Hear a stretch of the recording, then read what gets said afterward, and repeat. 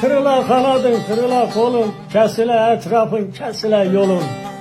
Ağlıya ağlıya kalmadı halın, kırdın kanadını kolunu felek.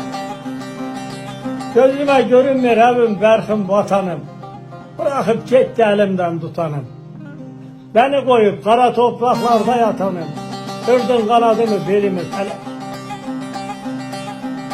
İçime çökmüştür bu senin acın. Kapımı açmadı kardeşim, bacım. Eridi kemikim, kalmadı gücüm. Beni bir cüceye döndürdün felek. Sevdiğimi elimden aldın, suçu ne? Dert bıraktın yüreğimin içine. Genç yaşımda ağlar düştü saçıma.